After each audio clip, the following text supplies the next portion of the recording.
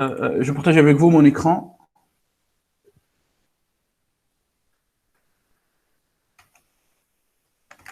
Ok, donc bonjour tout le monde.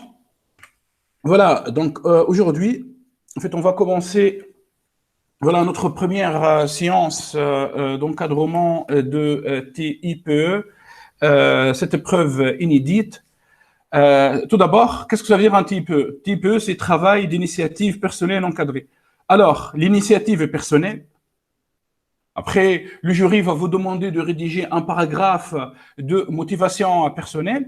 Par contre, le travail est encadré. En fait, ça dépend. C'est-à-dire, est-ce que ça sera encadré par un seul ou bien par deux professeurs? Ça dépend en fait de la profondeur et de la complexité de sujet choisi par l'étudiant. Voilà. Donc, juste un petit mot sur le thème de cette année. Je pense que tout le monde sait que cette année, le thème, c'est enjeux sociétaux. D'accord? Après, le jury français précise dans son annexe que le thème pourra être décliné sur les champs suivants. Environnement, sécurité et énergie. Environnement, sécurité et énergie. Voilà. Après, est-ce que l'étudiant est obligé d'inclure l'environnement, la sécurité et l'énergie au même temps? Je pense pas. Il suffit qu'il choisisse en fait un enjeu sociétal majeur, incluant l'environnement, ou bien la sécurité, ou bien l'énergie. Mais s'il arrive en fait à inclure l'environnement et la sécurité et l'énergie, ça sera vraiment très, très riche comme sujet. En fait, environnement et énergie, on peut penser par exemple à des techniques de récupération de l'énergie renouvelable à partir de l'océan. Donc l'océan se trouve dans notre environnement, donc quand on dit océan, on dit aussi l'énergie de la mer. Et l'énergie renouvelable, c'est de l'énergie. Par rapport à la sécurité, on peut parler, par exemple, on peut traiter la sécurité informatique pour ceux qui veulent un type vraiment 100% informatique. Donc, quand on dit sécurité informatique, on va parler on va parler de l'arithmétique, de la cryptographie comme discipline. On va aussi parler, par exemple, des algorithmes de cryptage. Donc, c'est assez riche. Voilà. Bon, je vais commencer en fait par vous exposer ce plan rapidement.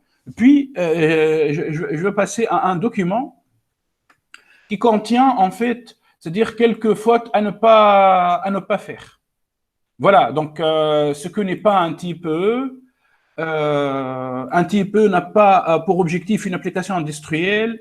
C'est-à-dire, voilà, ce fantasme lié à un sujet à la mode, hein, c'est-à-dire, tous les ans, les étudiants me posent cette question.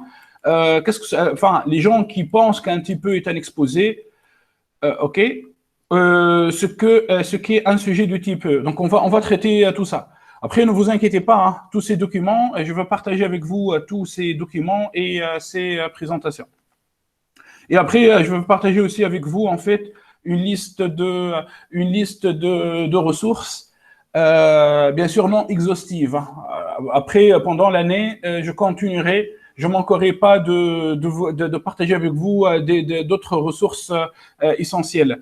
Donc, et importantes pour le type E. Donc, en fait, un type E commence par une observation. C'est-à-dire, si on lit les rapports des différents jurys français à travers les années, en fait, l'étudiant doit effectuer une observation, donc il va observer la nature, il va spécifier un phénomène bien déterminé. Ce phénomène peut être un phénomène physique, un phénomène chimique, un phénomène biologique, un phénomène écologique, et ainsi de suite, ainsi de suite. Puis, à partir de cette observation, il va essayer de modéliser le phénomène. Il va essayer de modéliser le phénomène. Donc, on va obtenir un modèle mathématique. Oui, les mathématiques, c'est c'est le langage de la nature. Ce modèle peut être une équation différentielle d'ordre 1, mais c'est très facile. Une équation différentielle d'ordre 2 aussi. Une équation différentielle d'ordre 2 avec second terme et non linéaire. Les choses ici commencent à se compliquer puisqu'on sera obligé d'utiliser l'informatique pour résoudre cette équation, ou bien une équation aux dérivées partielles, ou bien un système d'équations différentielles, un système d'équations différentielles couplées, un système d'équations dérivées, un système d'équations aux dérivées partielles. Voilà, c'est par rapport, là, je suis en train de vous donner des modèles mathématiques continus. On peut aussi finir par des modèles mathématiques discrets. Par exemple, la théorie des graphes. Un graphe permet, par exemple, de modéliser le transport dans une ville, le réseau des routes, ou bien un réseau aérien. Eh bien, là, on est en train de parler des mathématiques discrètes, c'est-à-dire plutôt de l'algèbre et tout. Voilà, donc on peut avoir plusieurs types de modèles. Après, s'il vous plaît, n'hésitez pas en fait de m'interrompre hein, si vous comprenez pas quelque chose. Et s'il vous plaît, posez-moi toutes vos questions dans la partie chat en fait du Google Meet. D'accord? Avec plaisir. Bon, allez, laissez-moi en fait vous donner cet exemple très facile. On prend le phénomène de la chute libre d'une pomme. Une pomme en chute libre. Bon, là, vous allez me dire, c'est très facile.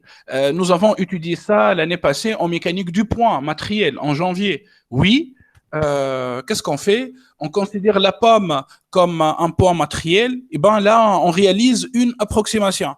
Et puis, on commence en fait à dresser le bilan des forces extérieures, le poids, la résistance de l'air, la poussée d'Archimède. Voilà la liste des forces extérieures. Puis, boum, qu'est-ce qu'on fait dans un référentiel bien déterminé, dans un référentiel galiléen par exemple, bien évidemment, afin de travailler dans un référentiel galiléen, il faut s'y poser une hypothèse. C'est-à-dire, on va considérer que le mouvement de la pomme ne dépasse pas, par exemple, 24 heures. C'est-à-dire la durée que la Terre fasse un tour complet. Dans ce cas-là, le référentiel ne devient plus galiléen, il devient non galiléen, puisqu'on va ajouter de la rotation. Vous êtes en train de voir l'ensemble des approximations, des hypothèses à faire, juste pour étudier un phénomène simple, qui est la chute libre d'une pomme. OK. Puis, qu'est-ce qu'on va faire? En fait, on va supposer que la poussée d'Archimède est négligeable. Voilà, c'est une hypothèse. Puis, on va supposer que la résistance de l'air peut être, en fait, c'est-à-dire, je parle de la force de frottement, peut être modélisée par une force de frottement linéaire. Alpha fois V, moins, alpha, une constante fois la vitesse. Ou bien, non linéaire, moins alpha V au carré. Eh ben, un phénomène simple, un phénomène physique simple, juste la chute libre en fait d'une pomme. Regardez l'ensemble d'approximations et d'hypothèses c'est-à-dire à supposer afin de pouvoir appliquer la deuxième loi de Newton. Somme des forces extérieures égale à masse fois accélération. Donc, tout ce que je viens de vous dire là, on appelle ça modélisation. C'est-à-dire le phénomène, c'est le mouvement de la pomme, le mouvement vertical de la pomme vers le bas. Après, la modélisation, c'est le choix du référentiel, c'est l'hypothèse sur le référentiel galiléen ou pas, c'est le bilan sur les forces extérieures, c'est l'utilisation de la deuxième loi de Newton. Finalement, on finit par une relation vectorielle très compliqué en fait, c'est une relation vectorielle qui met en jeu des forces et de l'autre côté l'accélération, masse fois accélération. Qu'est-ce qu'on fait? On projette cette relation ou bien cette formule vectorielle dans un repère bien évidemment adéquat. On obtient en fait une équation différentielle d'ordre 2. Voilà, donc là, nous avons effectué notre modélisation.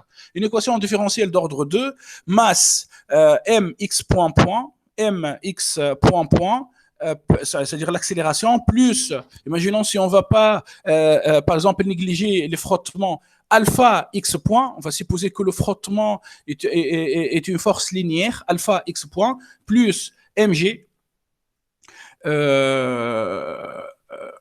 plus m fois g est égal à 0. Voilà, donc on obtient ici en fait une équation différentielle d'ordre 2, son second membre est linéaire. Tout ce que vous allez faire dans un type E va passer par là. C'est-à-dire, vous allez tout d'abord regarder un phénomène, vous allez modéliser le phénomène. Bien évidemment, dans la présentation, il faut montrer au jury que vous connaissez, vous savez bien comment on modélise un phénomène physique, comment on modélise un phénomène. Et puis, on va obtenir un modèle mathématique. Qu'est-ce qu'on fait après pour ce modèle, pour cette équation, pour ce système d'équations? Il faut résoudre ce système. On doit résoudre ce système. Alors, question, comment on fait pour résoudre une équation? Tout simplement, on peut utiliser les mathématiques. Dans ce cas-là, on parle d'une résolution analytique. D'une résolution analytique. On obtient ainsi une solution exacte. Voilà. Enfin, pour une équation différentielle d'ordre 1, c'est facile. Vous avez étudié ça en première année, en sup. Comment résoudre une équation différentielle d'ordre 1. OK. Maintenant, comment on fait pour résoudre une équation différentielle d'ordre 2? C'est aussi facile. Il suffit d'écrire l'équation caractéristique, A, R au carré plus BR plus C égale à 0. On calcule delta, et ainsi de suite, ainsi de suite. Mais maintenant, imaginez si l'équation est non linéaire. C'est-à-dire l'équation contient un terme à la puissance 2, à la puissance 3, ou bien un terme compliqué. Dans ce cas-là, la résolution analytique, c'est-à-dire les mathématiques, deviennent insuffisantes. Je parle bien évidemment des mathématiques étudiées en classe prépa. Même si on est étudiant en classe prépa MP étoile, on est en deuxième année prépa, c'est PGE, en fait, on ne sait pas résoudre toutes les équations du monde. Dans ce cas-là, on est obligé d'utiliser en fait l'informatique. L'informatique avec des méthodes comme la méthode de l'heure, ou bien les techniques de différence finie, ou bien des éléments finis de volume fini. Hein. Et les éléments finis et la technique de volume fini sont assez compliqués. Bon, différence finie, c'est facile, puisqu'on peut utiliser une approximation de Taylor. Alors, qu'est-ce qu'on fait? En fait, on peut attaquer l'équation avec l'informatique. Ainsi, on parle d'une résolution numérique. Donc, on obtient plutôt une solution numérique. À ce niveau-là, je vous encourage, hein, s'il vous plaît, voilà, de faire les deux. C'est-à-dire, une fois on fait la modélisation, on va finir par une équation assez compliquée. Et ben, qu'est-ce qu'on fait? On émet une hypothèse ou bien une approximation. Donc, on va linéariser le terme non linéaire. Le terme non linéaire, on va le simplifier, on va le rendre linéaire. Puis, on va transformer cette équation non linéaire compliquée vers une équation plus simple. À partir de ce niveau, qu'est-ce qu'on fait? On résout cette équation de manière mathématique, c'est-à-dire analytique, exacte. Puis, on revient au modèle initial, on l'attaque avec Python, avec l'informatique. Puis, à la fin, qu'est-ce qu'on fait? En fait, on compare les deux, on compare les résultats. On compare la solution analytique et on compare la solution exacte, mais avec une équation facile. Ça, c'est une démarche scientifique assez riche. Après, vous aurez le temps, le jour J, en fait, de discuter les hypothèses et les approximations avec le jury. S'il vous plaît, hein, si vous avez des questions, n'hésitez pas. Si vous avez aussi en fait des idées, ou bien il y a des choses qui sont un peu compliquées, peut-être je parle un peu rapidement, vous me dites. Voilà, donc à partir du modèle, on fait une résolution analytique, on fait une résolution numérique. Là sincèrement, je vous conseille de faire les deux. Hein. Sinon, ou bien on peut ajouter des expériences. Sauf que là, on sait bien, l'état en fait global, l'état sanitaire, c'est un peu compliqué avec la crise de Covid-19. Peut-être pour vous, il est un peu compliqué d'aller contacter des laboratoires et de faire des déplacements, de vous déplacer peut-être pour aller réaliser quelques expériences. Bon, si toi, en fait, tu connais des gens dans un laboratoire ou bien tu as commencé à envoyer des emails à des chercheurs et eux, ils ont accepté en fait de t'aider. Là, je te conseille vivement d'inclure une expérience. C'est-à-dire, cette expérience ou bien ces expériences vont nous donner des résultats expérimentaux, c'est-à-dire des mesures. On va tracer ces mesures et on peut comparer ces mesures expérimentales à la solution exacte ou bien à la solution numérique. Voilà. Allez, imaginons en fait que l'étudiant, il a obtenu une solution analytique, une solution numérique et une mesure expérimentale. Qu'est-ce qu'il va faire? Eh ben, il va synthétiser. Il va comparer entre les trois approches. D'accord? Il va critiquer les approximations, puis il va essayer de valider les hypothèses. Après, si une approximation n'est pas correcte, car peut-être a donné des résultats erronés, des résultats qui s'éloignent trop de la réalité. Par exemple, toi, avec la solution analytique, tu as trouvé que la pomme nécessite 10 minutes pour arriver au sol. Alors qu'avec l'expérience, on trouve une seule minute. Une minute. Dans ce cas-là, il est clair et net. C'est la solution exacte qui est fausse. Alors, il faut revenir en fait aux approximations et aux hypothèses, et il faut critiquer tout ça. Et on finit en fait par réaliser une conclusion, par des conclusions. Voilà, ça c'est une démarche scientifique. Ne vous inquiétez pas, hein, je vais vous envoyer ce slide. En fait, et je vous conseille vivement de suivre cette démarche scientifique. Observation de la nature, modélisation, résolution analytique, résolution numérique, expérimentation, si c'est possible. Après, il est très compliqué de faire des expériences, c'est pas grave, on peut remplacer les expériences réelles par des simulations numériques. Après, on critique les approximations, on synthétise les résultats, on compare, on valide les hypothèses et on finit par conclure. Voilà. Ok, apparemment il n'y a pas de questions, je continue. Maintenant, je passe à autre chose, donc je passe aux étapes importantes pour vous. Voilà ce qui vous intéresse cette année. En fait, cette année, le TIPE contient 3 étapes. Allez, je commence à expliquer la première étape. Donc, à partir du 18 janvier, voilà, prochain, qu'est-ce qu'il faut faire? Cette étape, en fait, est large. C'est-à-dire, là, on est en train de quitter la stratégie du jury français qui consiste à vous offrir une période de 3 semaines, voire un mois. C'est-à-dire, l'année passée et celle d'avant, là, depuis 4 ans, l'étape numéro 1 était un peu serrée sur un mois. Par contre, là, on trouve que vous avez le temps nécessaire. C'est-à-dire, entre le 18 janvier et le 8 juin, qu'est-ce qu'il faut faire? Il faut saisir un titre. Après, je vais revenir en fait sur... je vais vous montrer des titres. Bon, après, le professeur encadrant doit saisir sa déclaration. Comme quoi, est-ce que l'étudiant a bien travaillé? Est-ce que son travail est vraiment personnel? Ou bien est-ce qu'il s'absentait beaucoup des séances de type E? Il faut aussi rédiger un paragraphe sur les motivations personnelles, les motivations personnelles de l'étudiant. C'est un paragraphe qui ne doit pas dépasser 50 mots.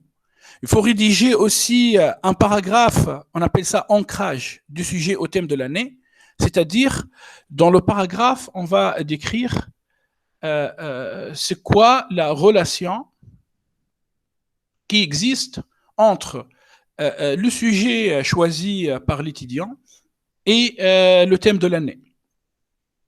Puis, il faut saisir aussi un document, on appelle ça mise en cohérence des objectifs de type E. C'est un document qui fait 3 pages à peu près.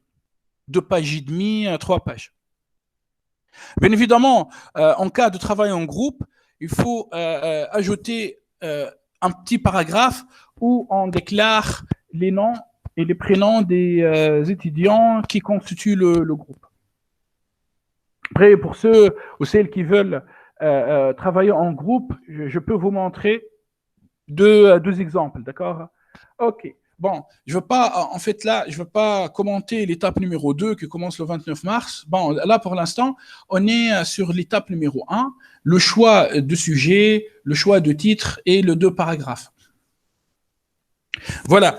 Allez, je passe maintenant, en fait, directement à vous montrer quelques ressources importantes. Tout d'abord, je vous conseille d'aller régulièrement sur le site référence des concours SCEI, concours.fr, concours.fr. Ce site En fait, quand on clique, enfin, il suffit d'aller sur le site, puis on clique sur, ici sur le bouton TIPE. Donc, on va trouver une page qui contient plein d'informations. Donc, on va trouver en fait 14 exemples de MCOT. Je vous conseille d'aller lire ces documents. D'accord. Puis, on trouve ici un document qui contient les attendus pédagogiques de la session 2021. Donc, on clique sur les attendus pédagogiques, on va trouver en fait ce document. En fait, c'est un document de 11 pages qui contient les dates importantes pour vous, qui contient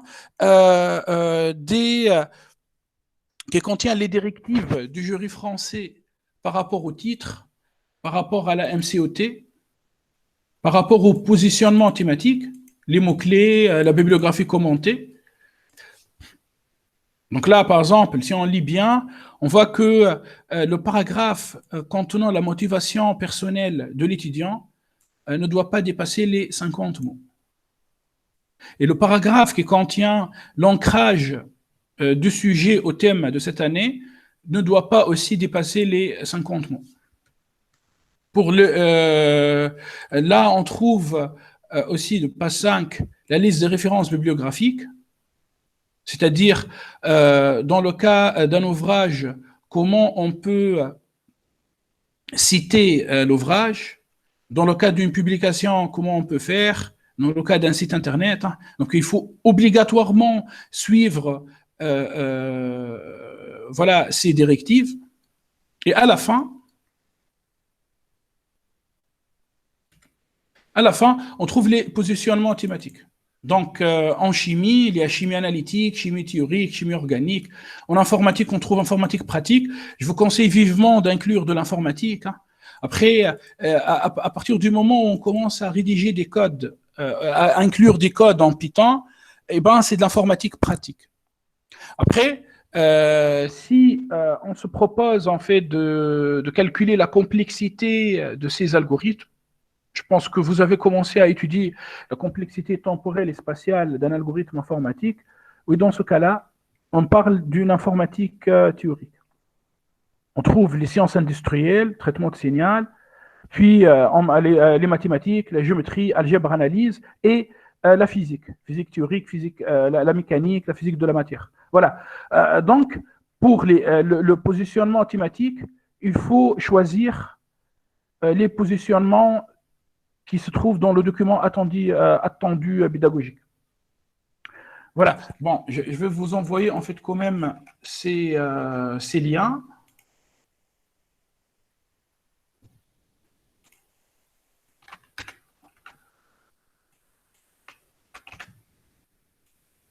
Mais maintenant, il existe en fait un autre site qui s'appelle Pixies, ressources pour les sciences du numérique. Attendez, je vous envoie le lien. Là, par contre, c'est un site très important.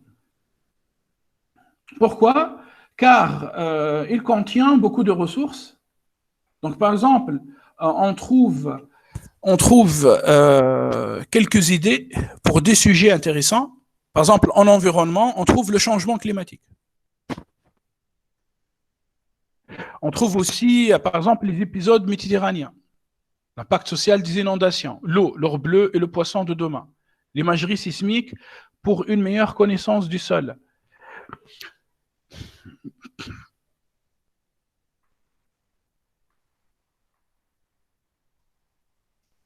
Par rapport à énergie, on trouve la fusion nucléaire, calcul, optimisation d'énergie éolienne en conditions réelles.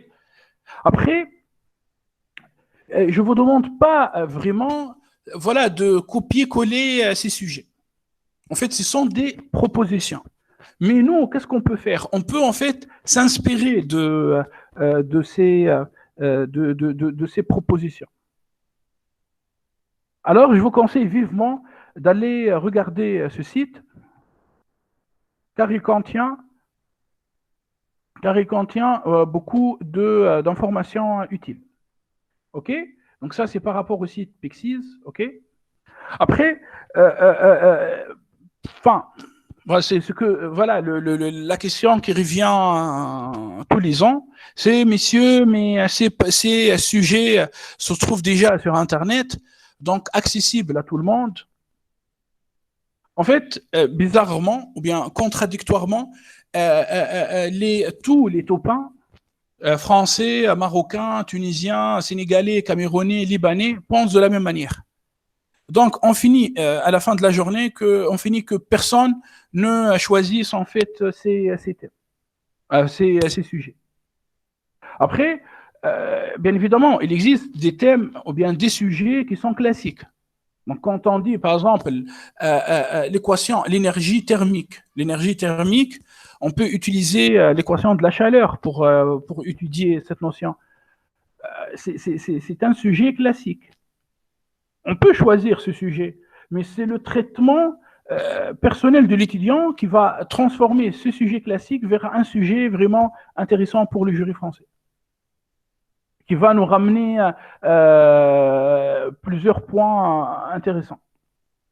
N'oubliez pas, hein, le TIPE, c'est une preuve hyper importante et qui permet d'améliorer vos notes pendant les oraux.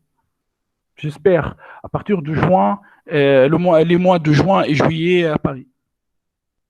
Voilà. Puis, il y a le département de physique de l'école normale supérieure de la rue d'Ulm qui propose en fait une rubrique qui s'appelle le département de physique aux élèves des CPGE scientifiques. Donc, on trouve en fait des exposés présentés par des chercheurs et professeurs à l'école normale. Chaque présentation dure à peu près 1 heure et qui contient des informations utiles. Bon, cette année, ils n'ont pas encore mis on ne trouve pas des exposés liés aux enjeux sociétaux. Par contre, on trouve les exposés de l'année passée, océan, changement climatique. Bon, à la limite, on peut en fait, on peut s'inspirer à partir d'un sujet qui traite l'océan. On peut transformer, recycler ce sujet et le présenter pour cette année. Bon, je vous envoie aussi le lien. Bien évidemment.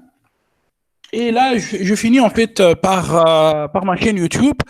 En fait, par exemple, hier, j'étais avec vos collègues, vos amis de la classe MP2.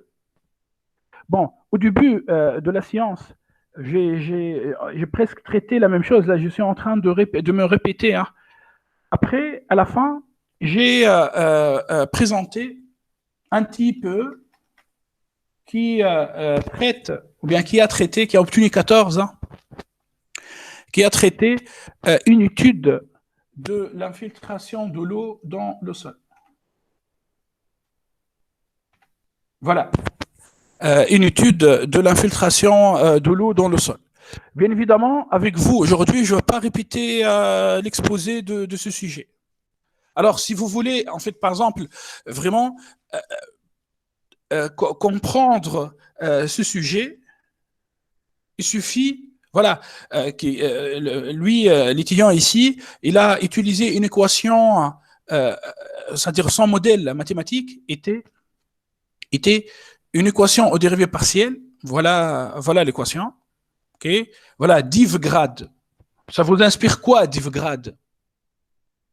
Est-ce que vous avez étudié l'électrostatique cette année? Div-grade. Div-grade. La divergence d'un gradient. En fait, c'est laplacien. C'est un laplacien scalaire.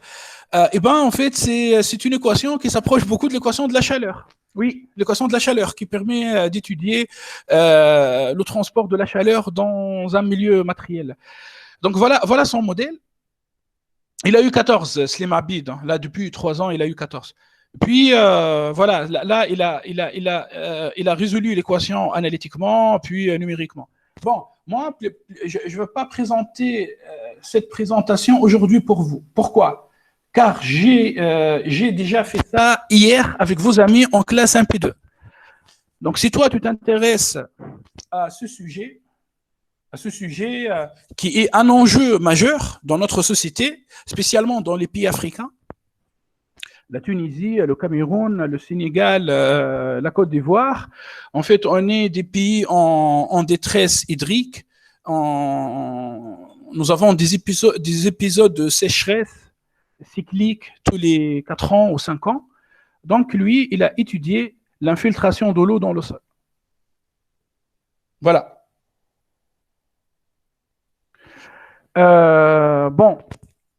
Bon, je reviens en fait à ma chaîne YouTube. Voilà, donc, si toi tu veux donc, regarder cette présentation, il suffit d'aller regarder cette vidéo. Pour vous, en fait, aujourd'hui, je veux traiter plutôt une autre vidéo.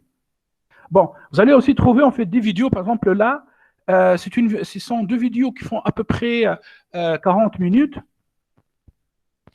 et qui vous montrent comment travailler un petit peu, comment réaliser la modélisation scientifique d'un petit peu.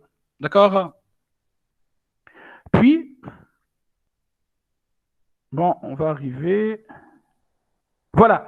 Là, par exemple, sur 30 minutes, je décris comment on résout une équation de type de la chaleur analytiquement avec la transformée de Fourier. D'accord? Analytiquement. Bon, ça, c'est peut-être pour les étudiants qui vont me dire, mais messieurs, nous, là, en septembre, en octobre, on n'a pas encore commencé à étudier les équations aux dérivées partielles. Les équations aux dérivées partielles, qu'est-ce qu'on fait? Est-ce qu'on doit attendre nos profs, que ce soit de mathématiques ou bien de sciences physiques, jusqu'au mois de janvier, car normalement, à Esprit Prépa, l'équation de la chaleur, c'est au mois de janvier. C'est avec la thermodynamique. Après, le mois de janvier, c'est un peu tard, d'accord, pour choisir un bon sujet et commencer son travail. Donc, dans cette vidéo, voilà, je vous montre comment on résout cette équation analytiquement. Je vous assure que Slim Abid, en fait, en 2017-2018, quand il a travaillé son sujet, il a appliqué la transformée de Fourier pour résoudre cette équation, d'accord, et pour obtenir ces résultats qui montrent la diffusion de l'eau dans le sol, d'accord. Après, pour la démonstration de l'équation de la chaleur, j'ai préparé, bon, je vais vous montrer, j'ai préparé 3 vidéos.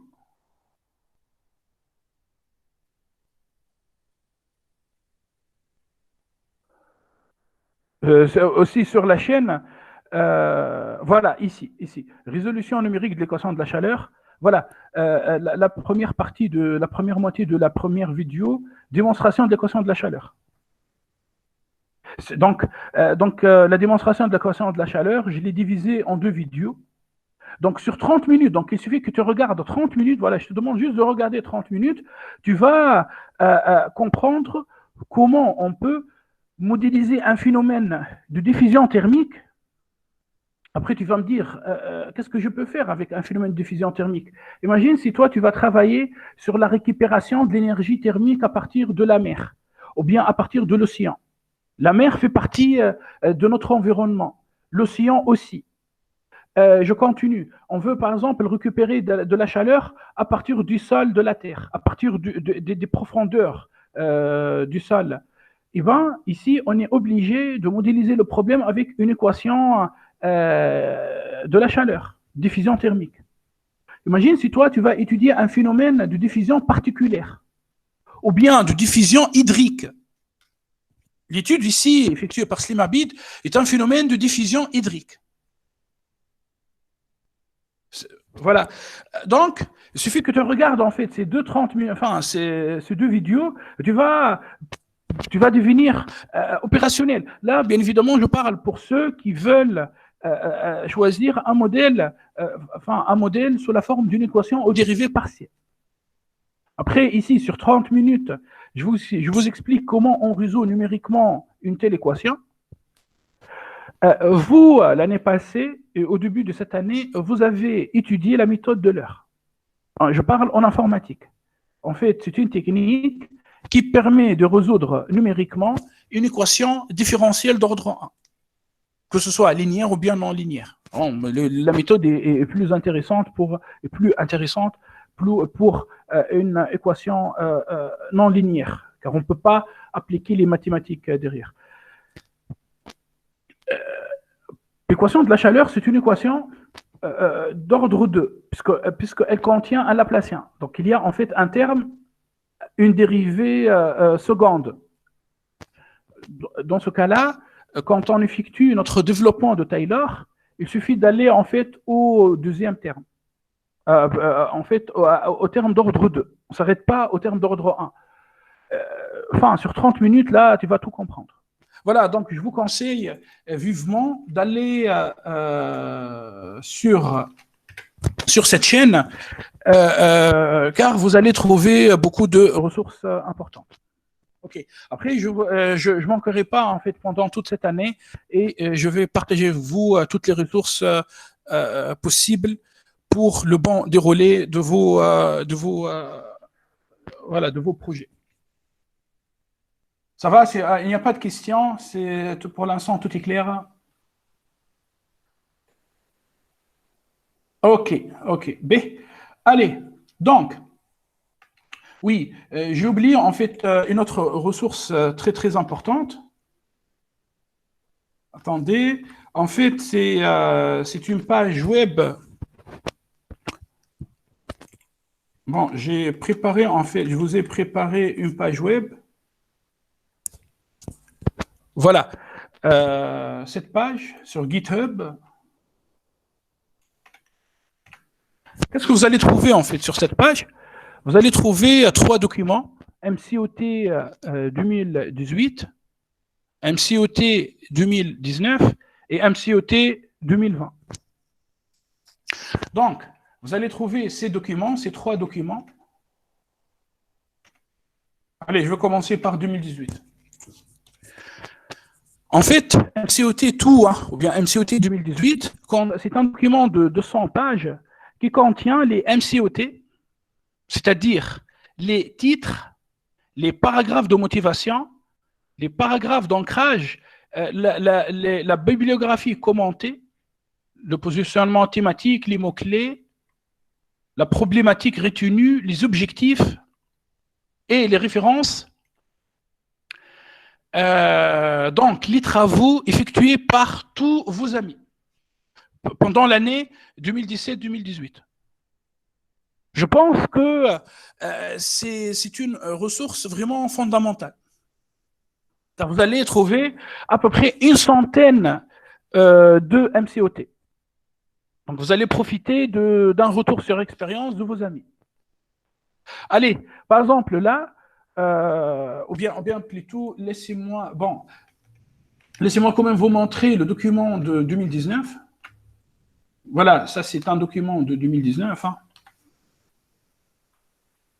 Donc, on trouve le paragraphe de motivation, le paragraphe d'ancrage, et le reste, on trouve ici, par exemple, les objectifs. Par exemple, là, Amin Anger, en 2019-2020, il a obtenu une bonne école à Grenoble, en CIMAC, c'est une école de mathématiques appliquées. Et lui, il a travaillé sur un problème important, en fait, qui est en relation avec les enjeux sociétaux. En fait, lui, il a travaillé sur l'optimisation des chemins aériens. Voilà, optimisation des trajectoires dans un réseau de transport aérien. Qu'est-ce qu'on gagne quand on optimise les trajectoires d'avions dans un réseau de transport aérien? De 1, on va gagner en termes de sécurité aérienne, c'est-à-dire on va diminuer le nombre d'accidents, puisqu'on va diminuer la probabilité de croisement d'avions ou d'accidents ou bien d'incidents techniques, de panne technique. Donc il y a le terme sécurité. Il y a aussi l'environnement, puisque quand on optimise les trajets aériens, donc on va optimiser dans le carburant utilisé par les avions. Et on sait bien que ce carburant est polluant. Alors on va garder notre environnement sain. Donc, il y a le mot environnement et l'énergie, parce que quand on optimise en fait une trajectoire, on va optimiser forcément l'énergie consommée. Donc, c'est un très bon sujet. On peut recycler ce sujet et on peut aussi le transformer en un sujet d'actualité pour cette année. Bon, voilà, je vous propose de lire son paragraphe de motivation. Voilà, je vous donne un exemple. Amin Angel, je pense il a obtenu 15 sur ce sujet. C'était un sujet, c'est-à-dire original, puisqu'il a utilisé la théorie des graphes. Attention, lui, il était étudiant en classe 1P étoile, 2019-2020, spécialité SI.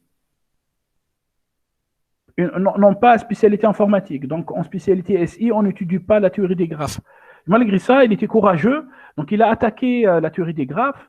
La théorie des graphes, c'est une théorie qui permet d'utiliser les mathématiques discrètes pour résoudre des problèmes réels.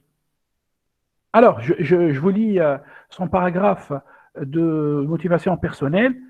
L'optimisation des chemins est l'un des problèmes d'actualité rencontrés partout dans la nature. Bon, là, à la limite, il y a quelques fautes d'orthographe. Hein. C'est-à-dire, ici, il faut coller le point quand on finit une phrase. Il faut coller le point au dernier mot, puis laisser un espace. Et non pas faire l'inverse. Motivé, il faut mettre un M majuscule. Donc, motivé par ce sujet et fasciné par les mathématiques appliquées à la science, je me suis intéressé à étudier des modélisations mathématiques. D'ailleurs, il est dans une école de mathématiques appliquées à Grenoble. Voilà, la chance, quoi, son destin. Donc, je me suis intéressé à étudier des modélisations mathématiques qui permettent de résoudre ce problème. Vous voyez, voilà, la motivation est personnelle. Je me suis intéressé. Donc, toi, tu peux commencer ta motivation personnelle par dire passionné par la physique, passionné par l'aéronautique. D'accord? Enfin, de toute manière, c'est une motivation personnelle. L'essentiel, il ne faut pas dépasser les 50 mots. Bon, je vous lis quand même son paragraphe d'ancrage. Lors d'un transport, on cherche toujours à évaluer le coût minimal. C'est un problème d'optimisation. En comparant des différentes trajectoires, ce sujet s'inscrit parfaitement dans le thème de l'année. Voilà. Je vous rappelle que le thème de l'année 2019-2020, c'était... 2018-2019. 2018-2019. C'était transport. Donc lui, il a choisi de travailler sur le transport aérien. Donc qu'est-ce qu'on trouve ici? On trouve, voilà, il a utilisé le terme transport. Il a inclus le terme transport. Par contre, si je vous montre le thème de 2017-2018, c'est un thème sur milieu, homogénéité, interface. On trouve que dans le paragraphe d'ancrage de Slim Abid, bon, je vous lis le paragraphe, ce sujet s'inscrit dans le thème de cette année. En effet, l'infiltration de l'eau dans le sol, entre deux parenthèses, milieu matériel. Tu vois? Donc, dans le thème, on a trouvé, le jury a proposé le mot milieu. Donc, on retrouve le mot milieu dans le paragraphe d'ancrage. Est un phénomène physique conditionné par l'inhomogénéité spatiale. Ah, donc on trouve le mot homogénéité. Je continue. De la pression entre différentes couches séparées par des interfaces. Donc Slim ici, il a utilisé trois termes. C'est-à-dire, il suffit de revenir au thème 2017-2018, vous allez trouver milieu, interface, homogénéité. Très sincèrement, j'ai oublié les autres mots. Donc lui, il a utilisé trois termes. Homogénéité, milieu, interface. Voilà, ça c'est un très bon paragraphe d'ancrage. Donc j'espère que quand vous allez commencer en fait à réfléchir, c'est-à-dire une fois on choisit le sujet, car là aujourd'hui ce n'est que la première séance, ce n'est que la première séance de type physique. Là je suis en train de vous donner des pistes, vous allez réfléchir Bon, à la fin de la séance, je vais discuter en fait avec peut-être les étudiants parmi vous qui ont déjà travaillé sur un sujet ou bien qui ont déjà choisi un sujet ou bien qui hésitent entre 2 ou 3 sujets. On va discuter ensemble. Mais à l'instant où tu commences à rédiger un paragraphe, ton paragraphe d'ancrage, pense à ça. Après, ne t'inquiète pas, ces documents se trouvent sur ce lien. Après, je vais ajouter les présentations et plein de choses. Donc, mémorisez, s'il vous plaît, ce lien. Allez. Voilà, quoi d'autre? Bon. Qu'est-ce que je vais faire, en fait? Je vais, par exemple, vous montrer un sujet vraiment qui a eu une bonne note. Il a eu 13, Youssef Mizrio, voilà, Youssef Mizrio. Il a eu en 6 ans une école d'informatique à Caen, en France. Ça, c'était en 2017-2018. Donc, Youssef Mizrio, bon, qu'est-ce que je vais faire? En fait, je vais commenter son paragraphe de motivation, son paragraphe aussi d'ancrage, puis je vais vous montrer voilà, sa présentation. Et je vais faire le lien, en fait, je vais faire le lien entre cette démarche scientifique et son travail, tout au long de l'année 2017-2018. Allez, on commence. C'était quoi le sujet de Youssef Mizrio en 2017-2018? C'était en fait un sujet sur l'extraction de l'énergie géothermique.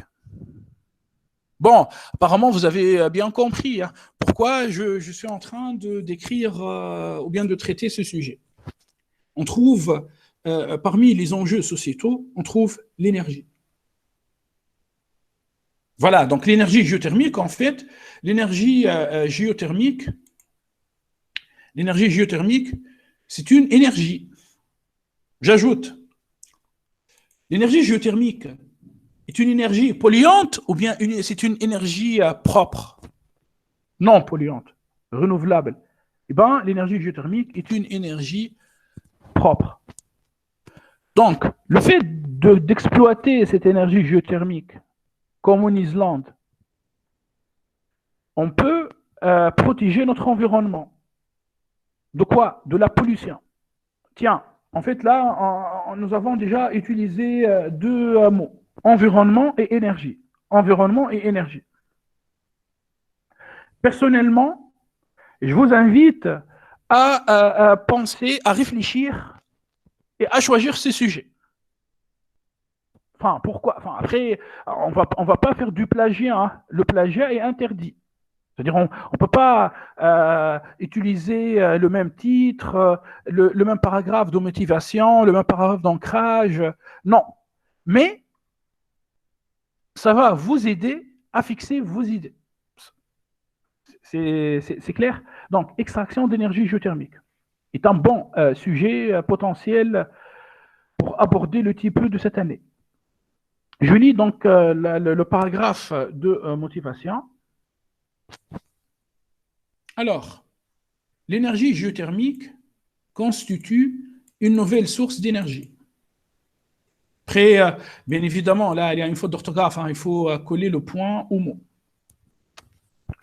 La Tunisie a commencé d'exploiter cette forme depuis les années 80, au niveau des zones oasiennes. On commence en fait déjà à sentir la motivation personnelle. Pourquoi Youssef a choisi de travailler sur ce sujet?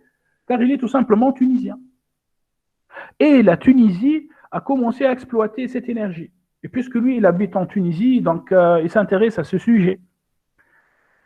À cet égard, j'ai choisi de me pencher sur ce sujet. J'ai choisi. La motivation est personnelle, type travail d'initiative personnelle. L'initiative est personnelle. Le travail est encadré, ok, mais l'initiative est personnelle. À cet égard, j'ai choisi de me pencher sur ce sujet afin d'aider à améliorer le parc énergétique tunisien. Après, si toi, tu es camerounais, tu peux chercher en fait une motivation personnelle camerounaise. Ou bien si tu es ivoirien, tu peux penser à la Côte d'Ivoire. Si tu es mauritanien, tu peux penser à la Mauritanie. D'accord? Bon. Moi, personnellement, je pense hein, que c'est un très beau paragraphe de motivation. C'est une très belle motivation personnelle. Bon, à part les quelques fautes d'orthographe. Allez, je continue en fait sur l'ancrage. Donc, plus on descend dans la Terre, plus la température augmente. Ok, c'est logique, quoi. C'est une réalité physique. Il en résulte un flux d'énergie thermique. Les échanges thermiques se font sous différents modes, conduction et convection. Vous allez étudier ce chapitre en janvier en thermodynamique. Ce flux d'énergie est renforcé de manière significative par la radioactivité naturelle des roches. Mon type porte manifestement sur un milieu. Pendant l'année de Youssef 2017-2018, le thème c'était milieu. Sur un milieu de la Terre et en adéquation avec le thème milieu. Oui, il a utilisé un autre mot, hein, échange. Je me rappelle, c'était échange à l'époque.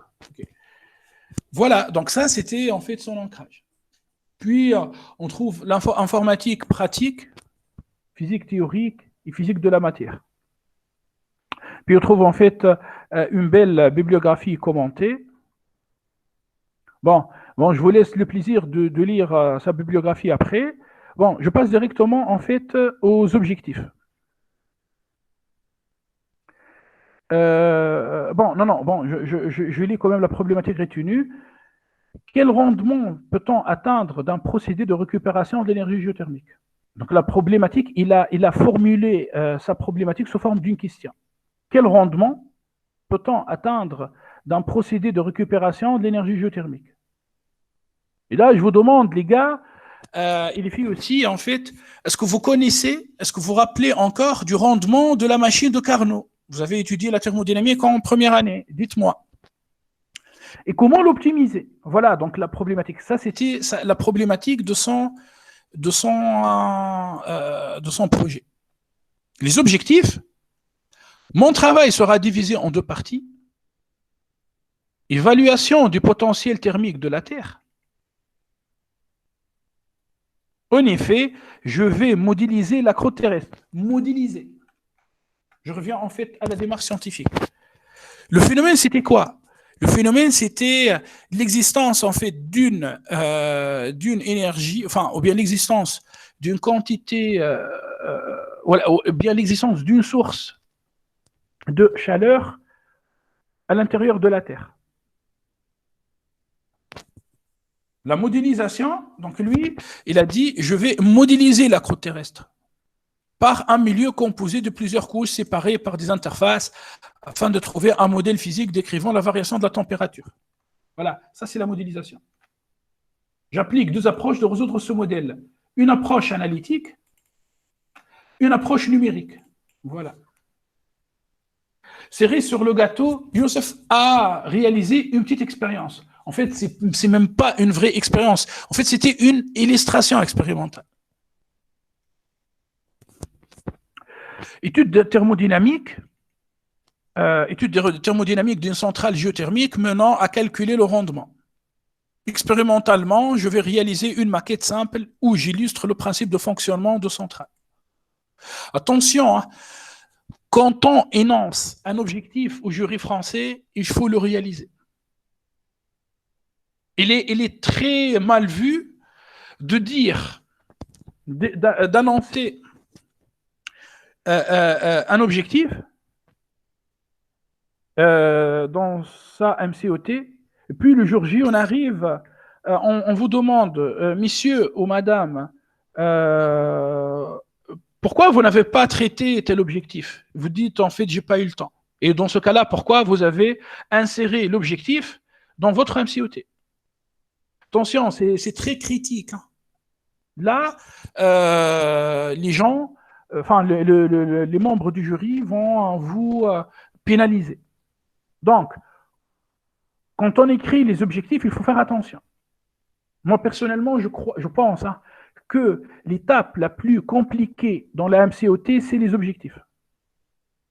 Enfin, le titre, c'est très facile.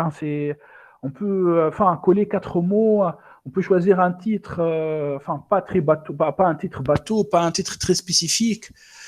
Par rapport au paragraphe de motivation, c'est pas aussi compliqué que ça. On va écrire 50 mots pour montrer notre motivation personnelle. Pareil pour l'ancrage.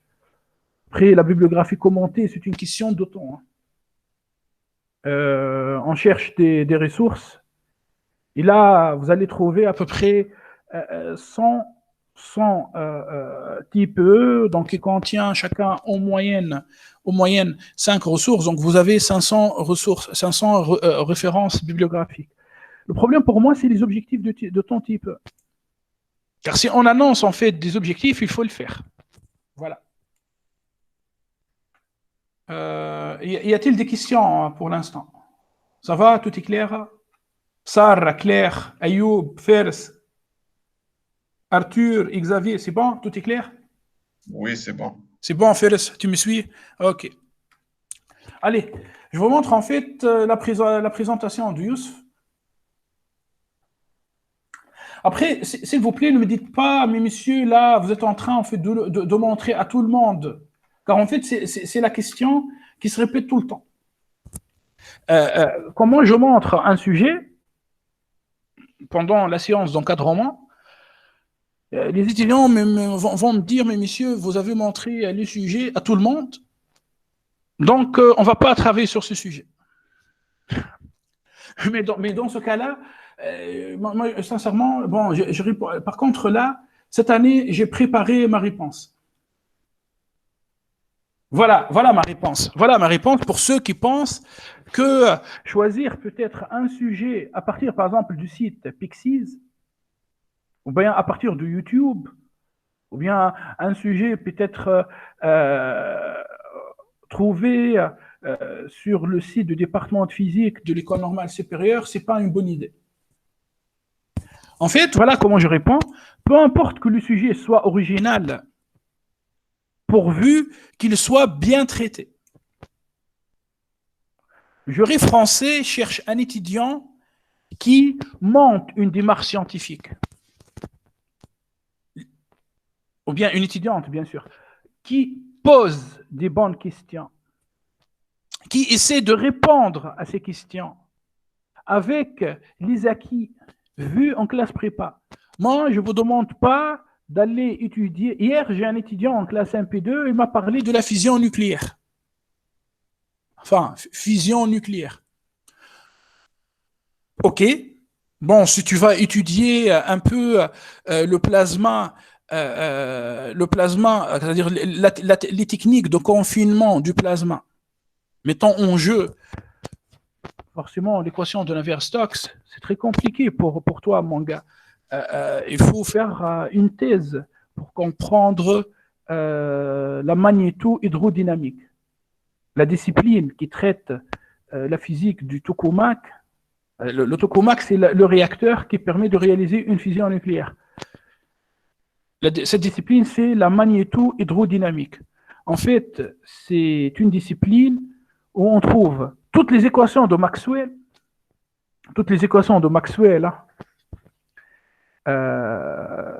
div 2 égale rho sur epsilon 0, div de b est égal à 0, rotationnel de E égale à moins dérivé de B par rapport au temps, enfin, toutes les équations de Maxwell, et on couple ces équations avec l'équation de Navier-Stokes, avec la mécanique du fluide.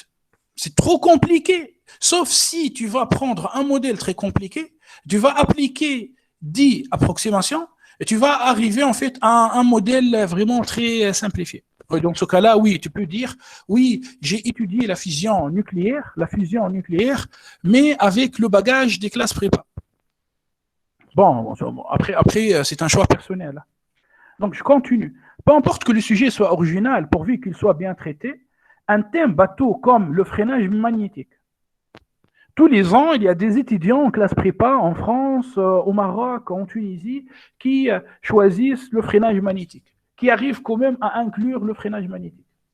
Tous les ans, il y a des étudiants qui arrivent à inclure l'équation de la chaleur dans le thème. Bon, le freinage magnétique est classique, on est bien d'accord. Mais bien traité peut largement vous permettre de décrocher la note maximale. Donc, encore une fois, je reviens en fait à ce paradigme, à ce principe simple. Un sujet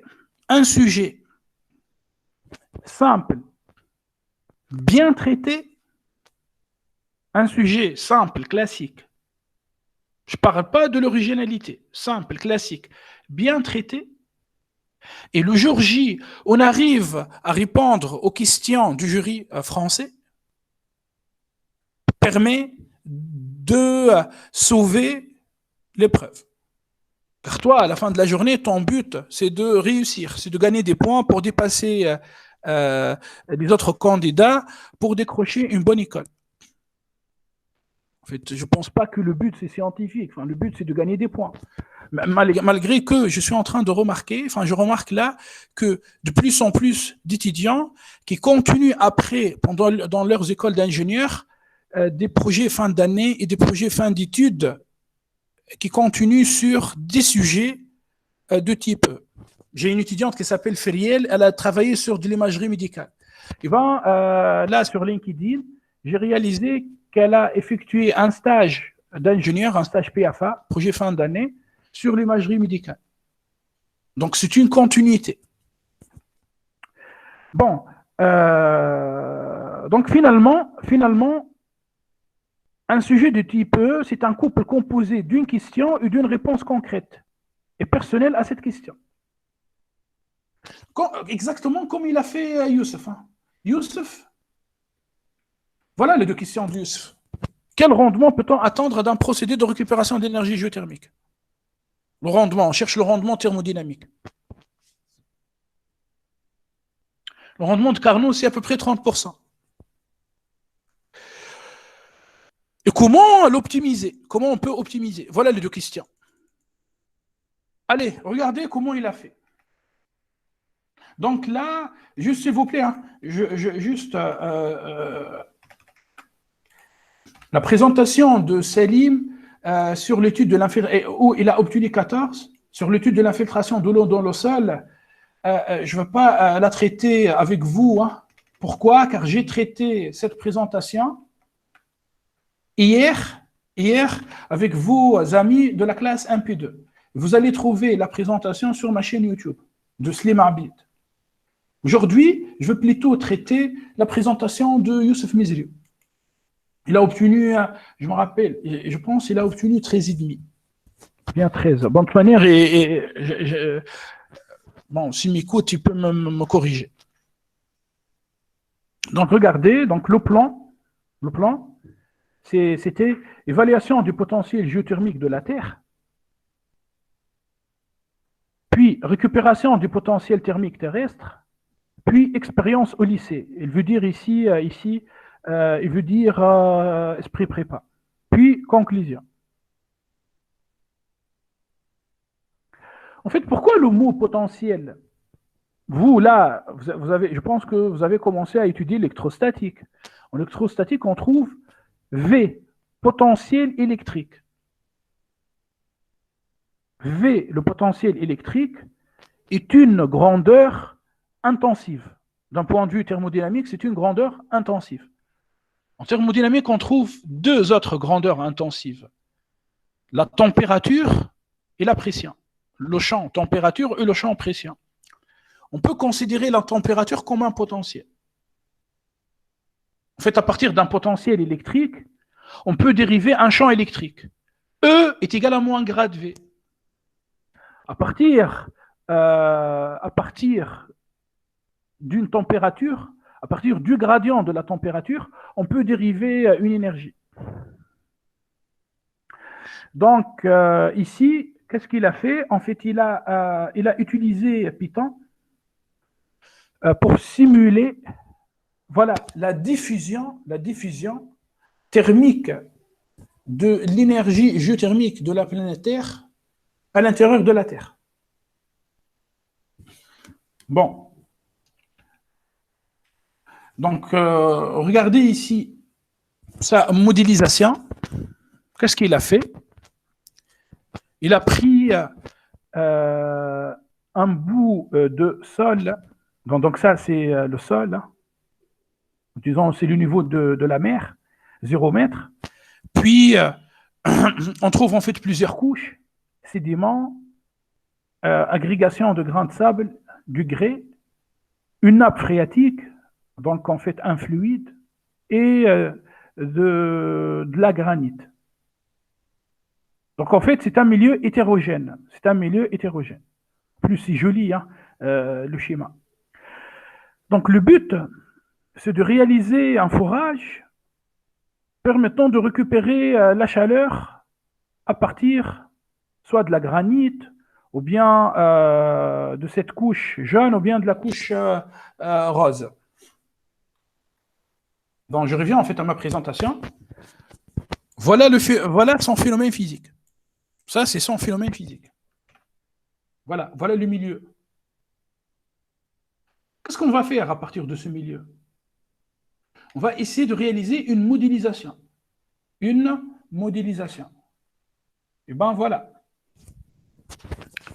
Qu'est-ce que ça veut dire modéliser? Modéliser, c'est dérouler des équations mathématiques, c'est-à-dire des équations mathématiques issues des lois de physique. Des lois physiques. Par exemple, là, J est égal à moins lambda gratté. C'est la loi de Fourier. Là, dans quelques semaines, tu vas étudier la loi d'Ohm local. J est égal à moins gamma grade V. Pardon. La loi d'Ohm local, c'est J est égal à gamma E. Gamma, c'est la conductivité électrique. E, c'est le champ électrique. Or, E égale à moins grade V. Donc, J est égal à moins gamma grade V. La loi de Fourier, pareil, c'est une loi phénoménologique, en fait, qui s'approche, qui possède la même forme que la loi d'Ohm local. Donc, voilà, ça, c'est la première loi. Donc, bien évidemment, pendant la présentation, ça ne sert à rien hein, de dérouler le calcul. Le calcul, en fait, on le déroule dans des feuilles. On appelle ça listing. Puis, on montre ces feuilles le jour J au jury. Bon, je vous montre... Attends, listing. Non. Voilà. Allez, on lit ensemble. Si le candidat a développé des programmes informatiques, il devra apporter en double exemplaire les listings correspondants sur support papier. Ces listings seront inclus en documents annexes à la présentation. Ça, c'est par rapport au code. OK? Mais si lui, il croit que le calcul qui a permis de trouver le modèle mathématique est un calcul lourd, il peut éviter d'inclure le calcul dans la présentation, car c'est très lourd, mais il peut développer le calcul sur une feuille, il reproduit 2 copies, puis le jour J, il donne ça aux membres du jury. Donc finalement, Youssef a obtenu en fait son équation. Voilà son modèle mathématique. La dérivée partielle première de la température par rapport au temps est égale à lambda sur OC, puis qu'appelle-t-on ce terme? La dérivée seconde de la température par rapport à x2 plus la dérivée seconde de la température par rapport à y2. Hein? Qu'appelle-t-on ce terme? C'est un Laplacien scalaire. Ça, c'est un Laplacien scalaire. D'accord? Laplacien de t. Laplacien de t. Bien sûr, développé dans un système de coordonnées cartésien. Où on néglige z. Plus h sur OC, t moins ts, plus sigma. Donc ici, on voit le terme de dissipation. Hein. Donc, apprends ça. Quand tu vois une dérivée première par rapport au temps d'une grandeur, eh ben, c'est un terme dissipatif. C'est un terme qui a pour contribution la dissipation énergétique. C'est un terme dissipatif irréversible. En fait, quand on voit un Laplacien, le Laplacien vient tout simplement, d'après vous, ça vient d'où le Laplacien? Le Laplacien, ça vient du div-grade. Div-grade. Bon, c'est vrai, en électromagnétisme, vous allez étudier ce qu'on appelle l'équation de conservation de charge électrique, qui contient le terme div, l'opérateur div. Donc, div-grade, ça donne Laplacien. Et puis ici, on voit bien la loi de Newton. Pourquoi la loi de Newton? La loi de Newton, c'est une loi qui permet de modéliser un échange conducto-convectif. Un échange conducto-convectif. C'est-à-dire, conducto, c'est de la conduction, c'est-à-dire on parle d'un solide. Convectif, c'est-à-dire où il y a de la convection. Donc, on parle en fait d'un fluide. Donc, on n'est pas vraiment à l'intérieur du fluide, car à l'intérieur du fluide, loin de la couche mince, très loin de la couche mince, là, il faut utiliser en fait une autre équation. Mais on est proche, on est à l'interface fluide-solide. Là, on parle d'un échange conducto-convectif. Il y a toute une loi qui permet de modéliser cet échange conducto-convectif. On appelle ça la loi de Newton. Voilà la loi de Newton. Plus sigma. Sigma, en fait, c'est un terme constant qui permet de dire, tiens, il y a de la chaleur résiduelle dans le système. Donc, je reviens en fait à ma démarche scientifique. Youssef, qu'est-ce qu'il a fait? Il a regardé en fait autour de lui, il a regardé la nature. Il est parti, il n'est pas parti, mais il a regardé le désert tunisien. Il a choisi un phénomène. Il a bien modélisé ce phénomène avec une équation aux dérivées partielles, qui, encore une fois, est l'équation de la chaleur. Mais excusez-moi, c'est une équation qui permet de modéliser beaucoup de phénomènes physiques. Maintenant, qu'est-ce qu'il va faire? Il va passer à la résolution analytique et la résolution numérique. Donc là, regardez, il a commencé sa résolution numérique. Donc quand on dit, donc cette équation est très compliquée. Là, je me tourne vers vous et je vous demande, est-ce que vous connaissez résoudre une telle équation analytiquement? Malheureusement, pour l'instant, non. Enfin, sauf peut-être si on utilise la transformée de Fourier. Mais pour l'instant, vous n'avez pas encore vu la transformée de Fourier. En fait, c'est une intégrale généralisée. C'est une intégrale généralisée, intégrale impropre, entre moins l'infini plus l'infini. De la fonction multipliée par une exponentielle complexe. Mais la question, là, votre prof de mathématiques, il peut vous proposer un dième, un devoir maison, qui traite la résolution d'une équation dérivée partielle par la transformée de Fourier. Donc, est-ce qu'on peut étudier la résolution analytique de l'équation de la chaleur cette année? Je pense que ce n'est pas dans le programme. Je parle en maths. Mais, cela dit, un prof, il peut proposer ça. De toute manière, ça tombait à Centrale PC, je pense, 2019. Centrale, dans une épreuve de mathématiques, Centrale PC 2019, on trouve la résolution de l'équation de la chaleur avec la transformée de Fourier.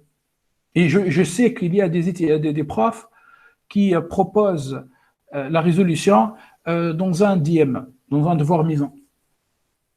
Mais si toi, en fait, tu ne veux pas attendre jusqu'à que ton prof aborde c'est-à-dire les intégrales généralisées, après, je ne sais pas, votre prof de mathématiques, par quel chapitre a commencé, il suffit d'aller sur ma chaîne YouTube, là tu vas trouver résolution analytique de l'équation de la chaleur, et bien sur 30 minutes, après, si toi tu t'intéresses, je peux même t'envoyer le document PDF. Tu vas trouver la résolution. En fait, c'est très simple, c'est une intégrale généralisée. Après, on va appliquer le théorème de l'intégration sous signe dérivé, c'est-à-dire comment on permute une dérivée avec une intégrale impropre ou bien généralisée. سامحني مسيو سي بديناهم بالانتقال جينيراليزي شو اسمه اول عام عملناهم Ok, très bien, Fers. Hey, عملنا donc, oui. اكستري سنترال سور الترانسفورماسيون فوري في المات Et ce central PC 2019, مات maths. Ah non, aucune idée c'était quoi la transformée de Fourier? Vous avez appliqué la transformée de Fourier sur quoi? sur une fonction quelconque Ah, sur une fonction c'est quelconque. le transformé inverse Très bien. Oh, très bien. Ah, ok, donc dans ce cas-là, voilà, vous êtes opérationnel. Vous êtes opérationnel. Très bien. Là, je suis content. Très bien, très bien. Vraiment, je suis très, très content. Donc, vous êtes opérationnel. De toute manière, je vais vous envoyer le concours central 2019 PC. J'espère trouver sa correction. Ce concours, bon, en fait, pourquoi je parle comme ça? Attendez, si vous avez de la chance, en fait, on va dire concours maths. Si vous avez de la chance, on va... attendez, concours... Attends, concours CPGE. Concours CPGE. Ah, voilà. Ah, voilà. Bon, je profite, peut-être pour les étudiants qui ne savent pas, si vous trouvez des difficultés en fait à récupérer des corrections, si vous voulez travailler des concours de mathématiques et vous n'avez pas les moyens d'acheter des annales, car les annales coûtent cher et même après il ne faut pas parler de la pression car c'est interdit. On n'a pas le droit d'imprimer des annales. Bon, les annales coûtent très cher en fait, 30 €, 20 €, 40 €. Il suffit d'aller sur ce site. Voilà, grâce, et là je remercie vraiment les professeurs de mathématiques en France et au Maroc, grâce, il y a en fait je pense qu'il y a un seul professeur tunisien qui corrige, qui met ces corrections, qui contribue à ce site.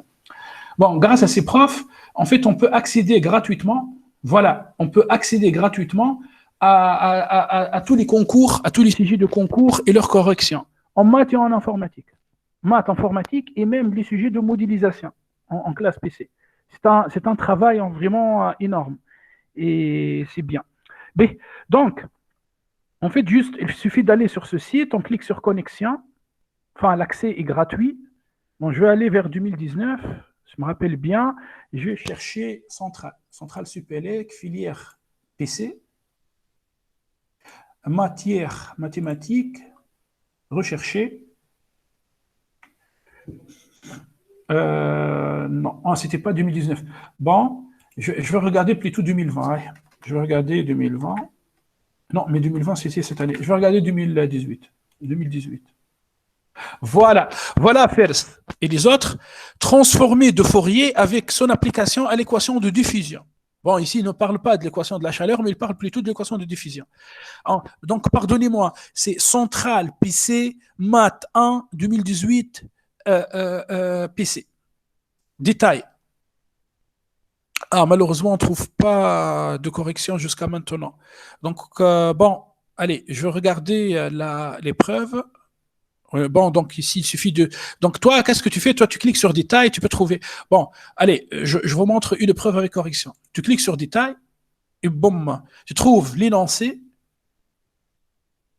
et tu trouves la correction. Bon, ici, c'est PC, donc vous allez trouver une seule correction. Mais si on va... Après, je vais te montrer pour les classes MP, on va trouver parfois 7 corrections. Bon, je reviens en fait... on revient à nos moutons, je clique ici, et je clique ici. Voilà. Voilà, c'est joli. Hein. Donc ici, qu'est-ce qu'on trouve? On trouve l'équation, c'est une équation de diffusion. Hein. Pardon, c'est une équation de diffusion. La dérivée de f par rapport au temps, la dérivée seconde de f par rapport à x au carré. Bon, si je vais en fait au travail de Youssef, eh ben, la température ici, la température, La température dépend de X, de Y et de T. Donc si je supprime tout ça, et si je considère lambda sur OC comme une constante égale à 1, ben, je finis par cette équation. Donc, tout au long de l'épreuve, j'essaierai de vous trouver la correction. En fait, l'épreuve commence par montrer que nanani, nanana, G de sigma est intégrable. Bon, c'est facile, quoi. Enfin, c'est petit tout, grand tout, hein, c'est pas très compliqué. Puis, boum, on arrive ici, en fait, équation de diffusion avec une condition initiale gaussienne. Donc, on trouve les trois conditions de domination de la dérivée première, de la dérivée seconde, de la fonction elle-même.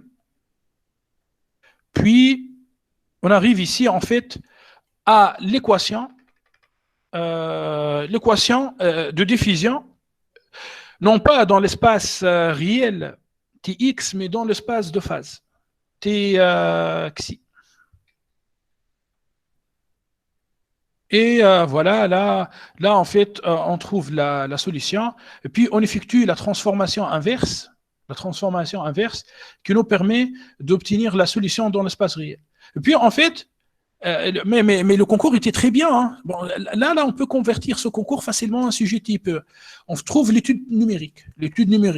Donc, l'équation, comment on discrétise? On va finir en fait par l'algèbre, par de l'algèbre. Une matrice, on va finir par une matrice diagonale ici. Non, c'est pas une matrice. C'est une matrice symétrique. Tridiagonale, d'accord. On va chercher les valeurs propres de cette matrice. Les valeurs propres s'expriment avec cosinus et on va trouver un schéma numérique. Toute la partie, donc en fait, ma stratégie en 2017-2018, c'était de cacher la partie mathématique, calcul mathématique, cacher ça, c'est-à-dire on évite de montrer ça dans la présentation. Par contre, l'étudiant, il développe ses calculs et il donne ça le jour J au jury. Et ça donnait de bons résultats. Hein. J'ai des étudiants qui ont obtenu 18 dans le type. Là, Salim, il a obtenu 14. Après, je ne sais pas qu'est-ce qu'il a fait, car il n'a pas présenté devant moi. Il n'a pas fait une répétition devant moi avant de partir à Paris. Mais là, ne pensez pas que quand il écrit résolution de l'équation établie, solution analytique, il montre le résultat, et lui n'a pas fait le calcul. Si, et lui, il a fait tout ce calcul. Tout ce calcul, il l'a fait. En gros, il a répété le calcul qui se trouve dans ma vidéo sur YouTube.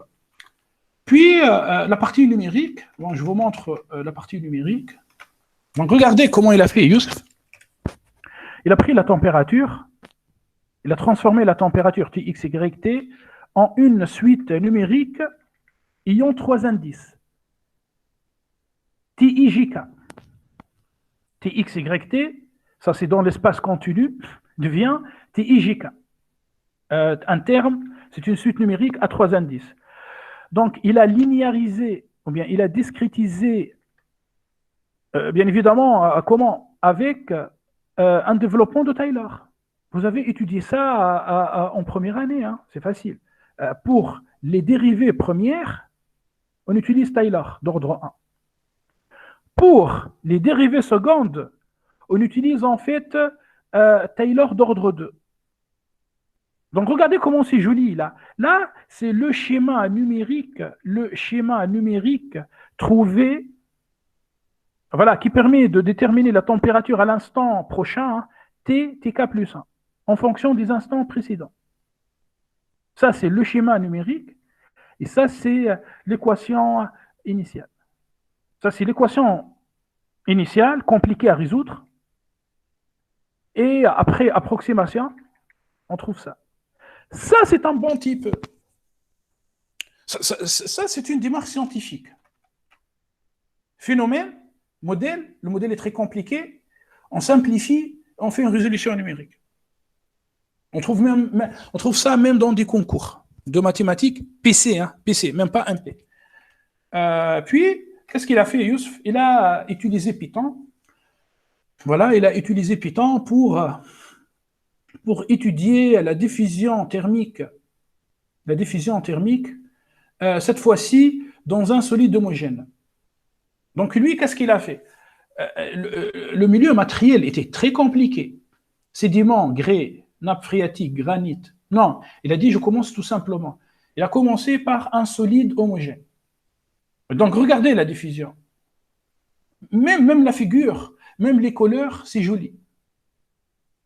En fait, on voit, là, on est à moins 100 mètres. La température est élevée. Il y a en fait minimum un gradient d'une centaine de degrés Kelvin. Puis, à 600 mètres, on arrive à 550 Kelvin. Degrés Kelvin. Maintenant, il a commencé à complexifier. Il a dit non, je ne prends pas un milieu homogène, je vais prendre un milieu hétérogène. Qui contient un solide, un liquide et un autre solide. Donc on voit qu'on n'obtient pas 550 degrés Kelvin, mais plutôt 200 degrés. La conclusion, le fait d'introduire une certaine discontinuité par rapport à la conductivité thermique fait chuter les transferts thermiques analogues au principe de double vitrage. Le principe de double vitrage, c'est un exercice classique en thermodynamique SP, qui consiste à conserver la chaleur à l'intérieur d'une pièce. Et ça, c'est un autre sujet du type E. Puis, il a dit, tiens, mais il existe en fait une théorie qui stipule que l'origine de la chaleur à l'intérieur de la planète Terre vient des sources radioactives, vient de l'uranium. Donc, il a simulé à l'aide d'un générateur de nombres aléatoires, il a simulé à l'aide d'un générateur, un random, un générateur de nombres aléatoires, c'est-à-dire les sources radioactives, puis, donc, en fait, il a mis ça ici, dans sigma. C'est-à-dire qu'il a considéré que sigma, c'est aléatoire. Puis, il a obtenu que la distribution de la température est devenue homogène. Voilà, on déduit le rôle des sources de la radioactivité dans l'homogénéisation d'un milieu hétérogène. Enfin, là c'est riche. Bien évidemment, les codes de cette simulation numérique,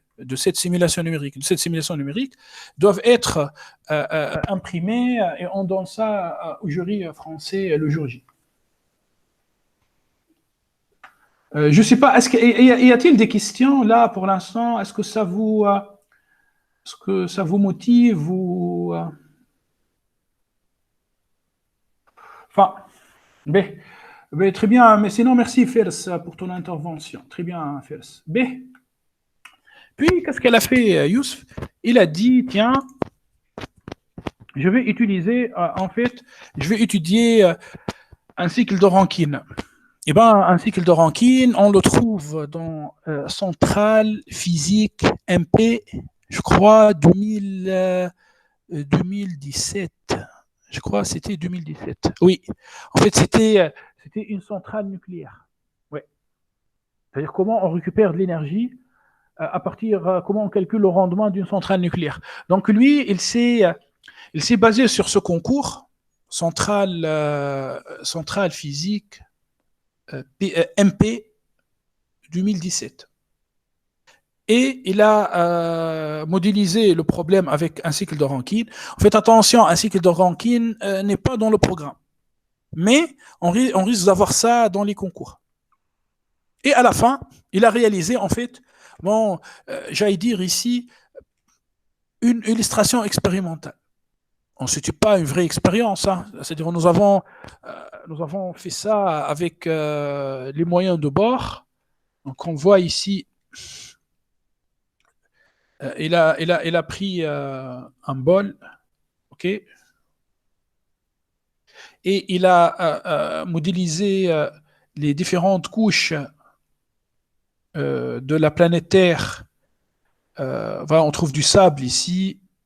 En fait, je pense, nous avons volé ça du chantier qui se trouve juste à côté de nous, juste à côté d'Esprit Prépa. Jusqu'à maintenant, il y a des chantiers. Hein. Donc, nous avons pris tout ça. Enfin, le truc en Pérex, il l'a acheté chez Géant. Supermarché à côté d'Esprit Prépa. Je pense ça lui a coûté à peu près 15 dinars. 5 euros, je pense. Hein. Puis, on a récupéré une bouteille de gaz naturel, du gaz, hein, butane, et on a utilisé des thermocouples. Là. Puis là, on trouve un tuyau qui simule les déplacements d'un fluide calorifique. Voilà. Donc l'eau pénètre ici, et puis le tuyau traverse ce matériau, puis il sort de l'autre côté, et on a réussi quand même à récupérer en fait un rendement Carnot. À chaque fois, on change la température de la source, 100 degrés, 120 degrés, 150 degrés. Les flammes ici, hein, là, il y avait des flammes. En fait, c'est dangereux comme expérience, mais bon, c'était une illustration expérimentale. Et voilà, il a fini. Il a fini son travail. Donc, je pense qu'il a obtenu 13,5.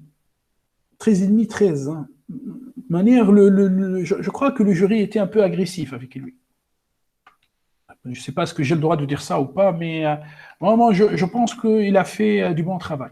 Bien évidemment, à partir de l'année passée, vous êtes obligé d'inclure le code Python dans votre présentation. C'est-à-dire il faut inclure le code dans la présentation, il faut aussi imprimer le code et le montrer au jury. Après, si des gens parmi vous s'intéressent vraiment à la présentation du Yousf et au code, je pourrais vous envoyer tout, hein, le code et bien évidemment, vous allez trouver son travail sur le site. Mais il faut éviter le plagiat. Hein. Voilà.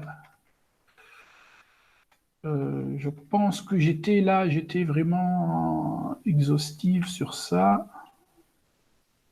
Bon, juste, par exemple, là, si on regarde par exemple ce qu'elle a fait Neil pendant la même année, en fait, elle a modélisé l'ablation d'un métal avec du laser avec l'équation de la chaleur. Donc là, elle a effectué une résolution analytique, elle a tracé les courbes obtenues et elle montre la diffusion thermique de l'énergie hein, en fonction du temps. Là, c'est très concentré dans l'espace, puis ça commence à diffuser. Puis là, elle a montré comment elle a discrétisé l'équation de la chaleur. Hein.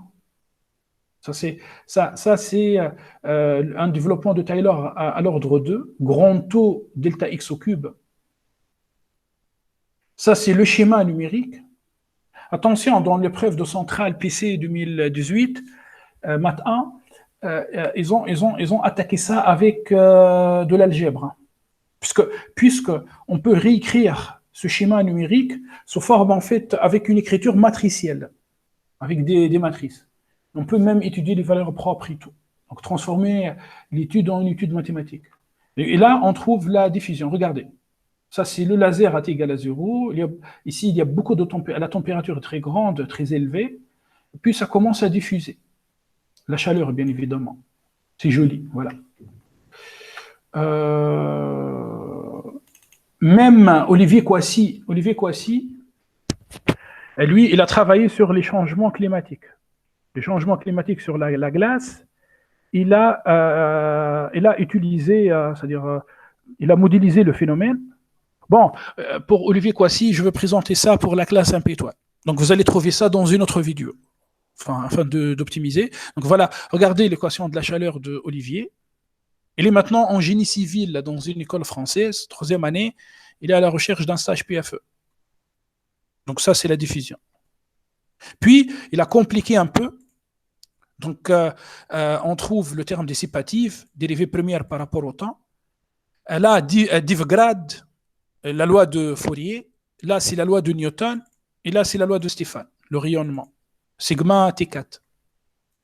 Et voilà, qu'est-ce qu'il trouve. Bon, après, il était très fort. Enfin, il a même travaillé avec l'équation de Navier-Stokes. Mais bon, je ne veux pas mentionner ça aujourd'hui. Donc, qu'est-ce qu'on remarque? On remarque en fait que on peut utiliser la même équation pour modéliser plusieurs phénomènes.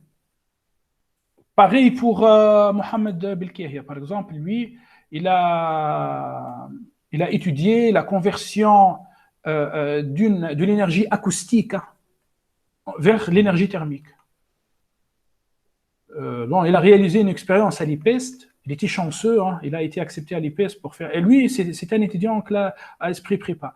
Et finalement, regardez l'équation utilisée pour modéliser le phénomène d'échange thermique. C'est l'équation de la chaleur. Coefficient de diffusion, Laplacien, sauf que ce Laplacien est en coordonnées cylindriques, dérivée première de t par rapport au temps. Puis, regardez qu'est-ce qu'il a obtenu. Voilà. Bon, je pense que là, moi, j'ai fini. Et enfin, c'est fini pour la séance d'aujourd'hui. Après, si vous avez des questions, ou bien si vous avez, vous voulez discuter avec moi, vous me dites.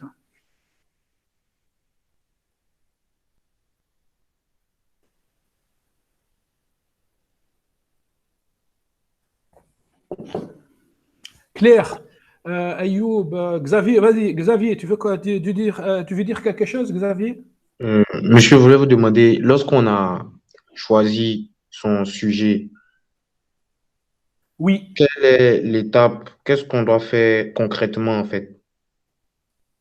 En fait, quand tu choisis ton sujet, qu'est-ce que tu fais? Eh ben, tu commences à googler. C'est-à-dire, tu prends les mots clés de ton sujet. Enfin, tu prends en fait un bout de papier, comme ça, et tu commences en fait, tu écris tout d'abord les mots clés de ton sujet. Puis tu commences en fait à développer ces mots. Puis, tu commences en fait à chercher sur Internet. À t égale à 0, tu vas trouver des sources qui ne sont pas très très fiables. Oui, Wikipédia, c'est fiable à la limite. Tu commences par Wikipédia. Enfin, quand tu vas écrire diffusion thermique, équation de la chaleur, tu vas trouver l'équation de la chaleur dans Wikipédia. On va faire l'expérience maintenant, hein. Équation de la chaleur. Hein. Équation de la chaleur. Bon. Équation de la chaleur. Eh bien, tiens, je trouve Wikipédia. Tu vas sur Wikipédia. Tu commences à lire. Après, ça dépend. Est-ce que toi, tu es à l'aise en français ou bien en anglais? Bien évidemment, en anglais, tu trouves beaucoup plus d'informations.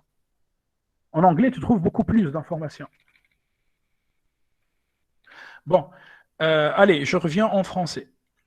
En français, tu regardes, tu lis, tu commences à lire, ok? Puis, qu'est-ce que tu fais? Tu passes directement aux références. Ah, là, on commence vraiment à toucher à des références fiables. Là, qu'est-ce qu'on trouve? On trouve un projet scientifique. On trouve un article scientifique. On trouve un livre.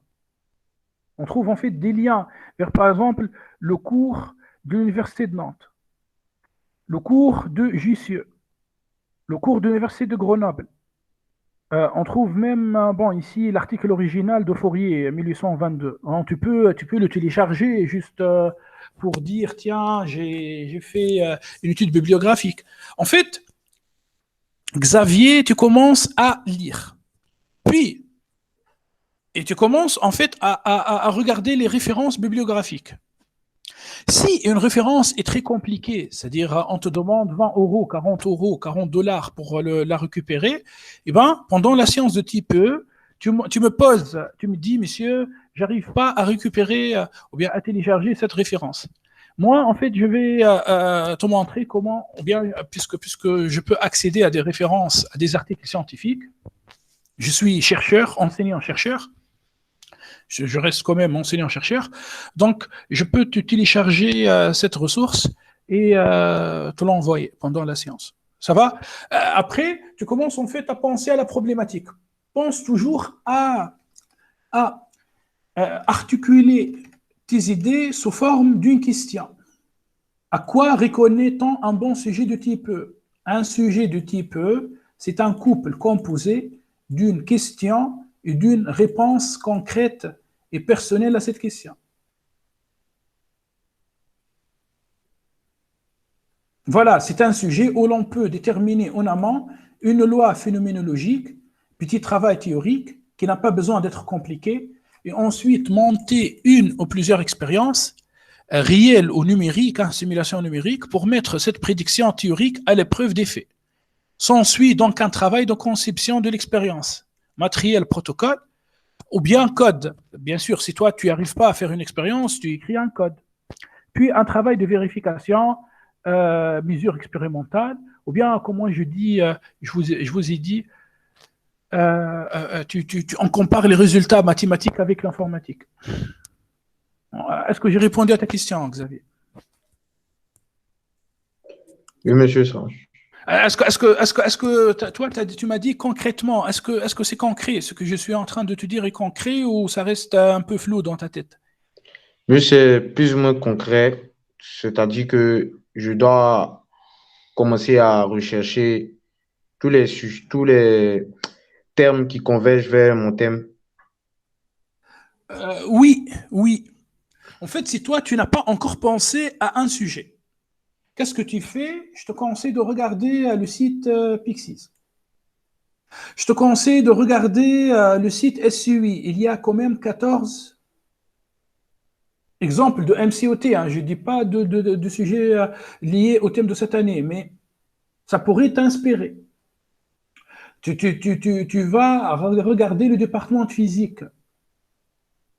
Tu peux aller sur mon site GitHub type 2020-2021. Tu vas trouver à peu près 100 travaux, 100 travail effectués par tes amis des autres promotions. Puis, tu peux aller regarder sur Internet. Tu peux regarder des sujets de concours. Ça, si tu n'as pas un sujet dans ta tête. Si c'est bon, tu disposes en fait d'un sujet et tu es sûr de ça, hein, c'est-à-dire tu es motivé de travailler sur un truc bien déterminé. Et là où tu vas aller chercher sur Wikipédia, mais à partir de Wikipédia, tu regardes en bas, tu trouves des références. Tu vas aller télécharger ces références. Voilà.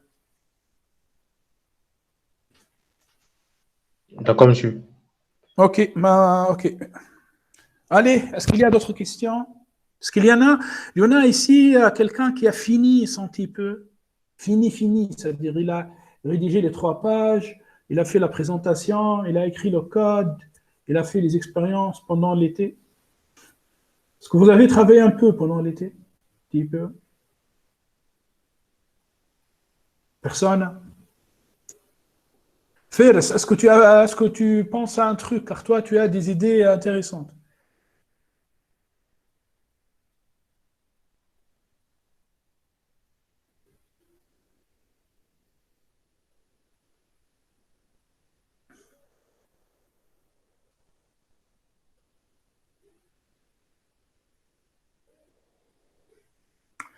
Ben, ok, donc s'il n'y a pas de questions, alors je pense on va arrêter ici. On va arrêter ici.